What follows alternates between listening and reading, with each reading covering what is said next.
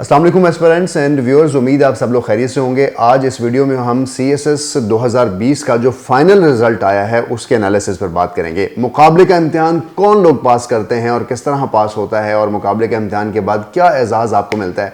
तो पहली बात तो ये कि जो CSS 2020 का रिटन एग्ज़ाम हुआ था, उस एग्ज़ाम के बाद जब मेडिकल हुआ था, मेडिकल के बाद फिर उनका वाइवा यानी इंटरव्यू हुआ था, तो 2021 6 मई को फाइनल उनका रिज़ल्ट आया है और ये मार्का जो है वो ख़वातीन ने अपने नाम किया है। यानी जो पहली पोजीशन है CSS के जो पास बच्चे हैं उनमें वो माहीन हसन ने हासिल की है।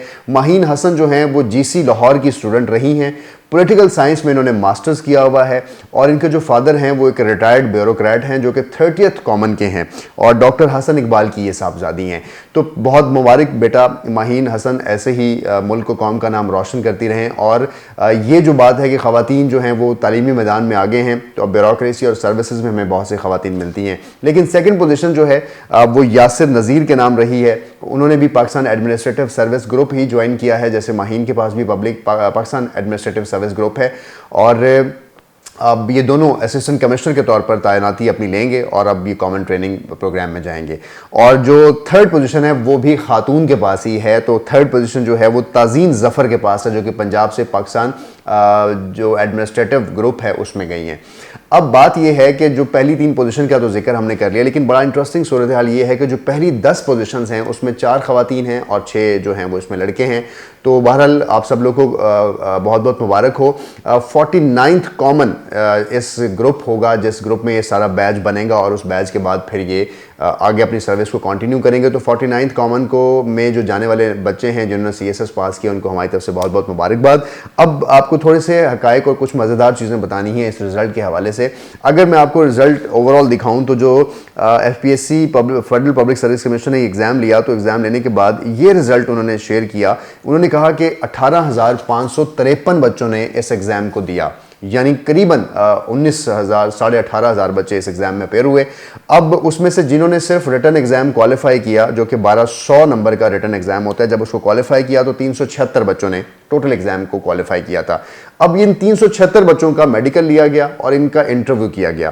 376 में से 12 बच्चे ऐसे थे जिनको उन्होंने फेल कर दिया और ये 12 बच्चे जिनको इंटरव्यू में फेल किया गया उनमें से 11 को तो फेल किया गया, लेकिन एक जो खातून है इज़ा अरशद, ये ऑलरेडी सिविल सर्विस का हिस्सा है, इस वजह से ये वाइवा में आई ही नहीं थी, तो ये तो वैसे ही इंटरव्यू से बाहर हो गए। तो 12 बच्चे इंटरव्यू में फेल होने के बाद बकाया जो तादाद बचती है वो 364 बच्चों की बचती थी। अब ये जो 364 पाकिस्तान के बहुत बड़े एग्ज़ाम को क्वालिफाई करने के बाद, मुकाबले को इम्तिहान को क्वालिफाई करने के बाद मैदान में आए, तो इनमें से सिर्फ 221 बच्चे ऐसे हैं जो गवर्नमेंट ऑफ पाकिस्तान की अनाउंस की हुई पोजीशंस पर अपनी अपनी पोजीशंस को ले सके और बाकी बच्चे जो हैं वो नॉन एलोकेटेड रहे, यानी उनको एलोकेट नहीं किया गया। इस वजह से नहीं किया गया क्योंकि हमारे पास गवर्नमेंट ऑफ पाकिस्तान के पास टोटल 245 सीटें थी और जो पास हुए बच्चे हैं उनकी तादाद 364 थी। तो जाहिर है बहुत सारे जो ऊपर वाले बच्चे हैं जो मेरिट ऑर्डर के ऊपर जाते हैं उनको तो एलोकेशन नहीं मिलनी थी।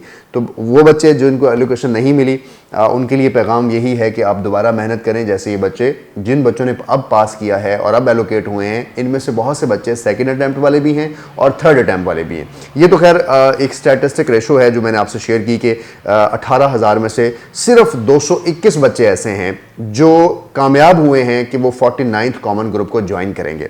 लेकिन ये रेशो अगर देखी जाए परसेंटेज में तो ये बनती है 1.9%, यानी सिर्फ 2% रेशो है इस एग्ज़ाम को क्वालिफाई करने की।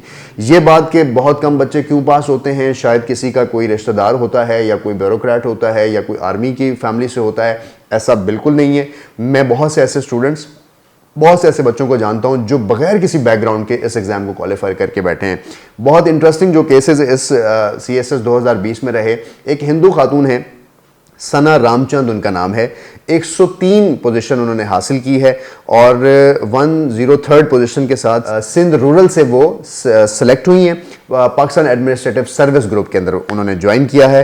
तो बच्चा सना रामचंद, आपको वेलकम पाकिस्तान ब्यूरोक्रेसी में। पाकिस्तान की अक़लियतों की आप नुमाइंदगी करेंगी और पाकिस्तान ये इक्वल अपॉर्चुनिटी आप तमाम लोगों को दे रहा है। अच्छा, इसके साथ साथ एक और इंटरेस्टिंग सूरत हाल ये कि सलमान चट्टा साहब जो कि 48 कॉमन के ऑलरेडी एक ब्यूरोक्रेट हैं, आईआरएस ऑफिसर हैं, उनकी जो मिसेस हैं समरा चट्टा, उन्होंने भी इस साल जो सीएसएस क्वालिफाई किया तो वो भी आईआरएस के ही ग्रुप में गई हैं। तो ये बहुत अच्छी बात है कि ये दोनों जो कपल है वो दोनों अब आईआरएस के अंदर रहेंगे, एक सीनियर होगा और एक दूसरे का जूनियर होगा।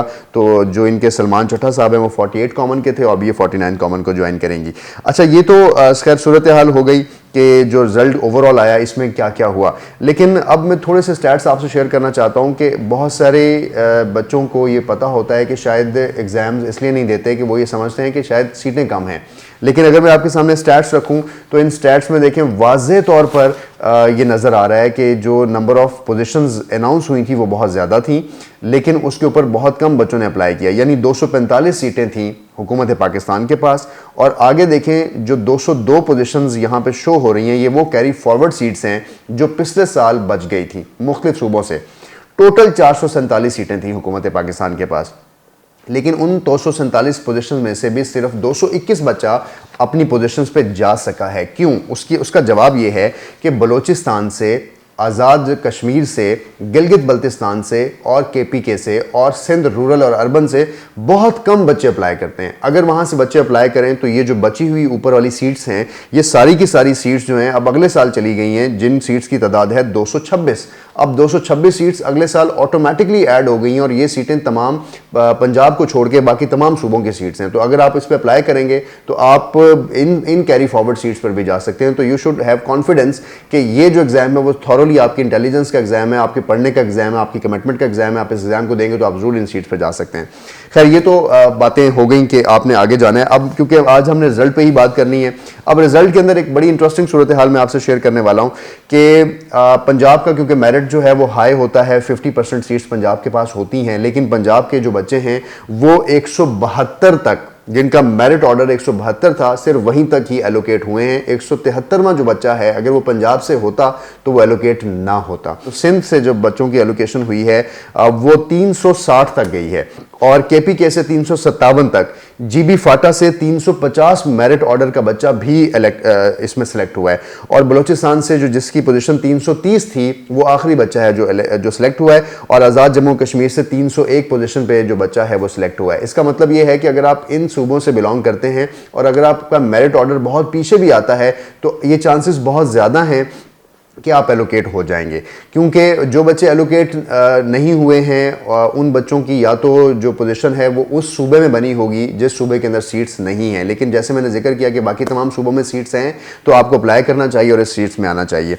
अब मैं आपसे लास्ट जो फाइनल रिजल्ट का एनालिसिस शेयर करने वाला हूँ, उसमें यह कि जो टोटल 221 सीटों पर जो एग्ज़ाम बच्चे एलोकेट हुए हैं उसमें इस साल जो सबसे ज़्यादा सीटें जिस ग्रुप में आई हैं वो है आईआरएस का ग्रुप। तो आईआरएस के ग्रुप के अंदर 45 सीटें हैं। उसके बाद अगर मैं बात करूं पाकिस्तान ऑडिट एंड अकाउंट्स की तो उसमें 26 सीटें हैं। फिर इंफॉर्मेशन ग्रुप के अंदर आपकी 23 सीट्स हैं। उसके बाद कस्टम सर्विस के अंदर 13 सीट्स हैं जो कि किसी साल बहुत कम होती हैं। ऑफिस एंड मैनेजमेंट ग्रुप के अंदर भी सीट्स कम रहीं और उन सीट्स की तादाद 14 है। एमएलसीजे में सबसे कम सीट्स हैं, अगर पूरी एलोकेशन देखी जाए तो सबसे कम मिलिट्री लैंड एंड कंटोनमेंट जो ग्रुप है इसके अंदर सबसे कम सीट्स रही हैं। उसके बाद रेलवे के अंदर सिर्फ 4 सीट्स अनाउंस हुई थी। पोस्टल के अंदर सिर्फ 7 सीट अनाउंस हुई थी। और जो टॉप 3 ग्रुप्स रहे हैं अगर उनकी मैं बात करूं तो पहला ग्रुप है Pakistan administrative service, maximum allocation इसमें हुई है, ये टॉप 3 ग्रुप में था। उसके बाद Pakistan PSP police service of Pakistan, इसमें 32 पोजीशंस रही हैं और फॉरेन सर्विस ऑफ पाकिस्तान के अंदर 19 सीटें रही हैं। तो सबसे कम जो सीट्स थी टॉप 3 ग्रुप्स के अंदर पाकिस्तान एडमिनिस्ट्रेटिव सर्विस, पुलिस और फॉरेन सर्विस, तो सबसे कम सीट्स 19 एफएसपी में और सबसे ज़्यादा जो है 35 वो पाकिस्तान एडमिनिस्ट्रेटिव सर्विस में रही हैं। तो ये सारी सीटें कुल मिलाकर 221 सीट्स रहती हैं और हम बहुत दुआगो हैं आप तमाम लोगों की सर्विस में आने के लिए, और ये भी आपसे ख्वाहिश करते हैं और ये दुआ करते हैं कि आप उन ब्यूरोक्रेट्स की तरह मत बनिएगा जो इस वक्त मुल्क के लिए कहीं कहीं बदनामी का बायस बने। आप लोग पढ़े लिखे बच्चे हैं, अज़्म के साथ आ रहे हैं, जज्बे के साथ आ रहे हैं।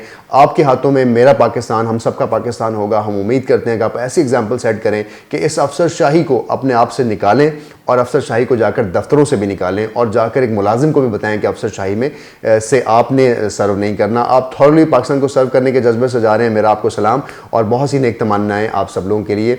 इस एलोकेशंस के बाद जो फर्दर जो प्रोविंशियल डेटा एनालिसिस है वो हम आपको अगली वीडियो में शेयर करेंगे, आपको बताएंगे कि किस किस सूबे की कौन कौन सी सीट्स थी और कितनी रह गई। कोई कमेंट, कोई सवाल अगर आप इन हवाले से पूछना चाहते हैं तो आप कमेंट सेक्शन में हमें बता सकते हैं। अपना रखें बहुत सा ख्याल और देखते रहें यार।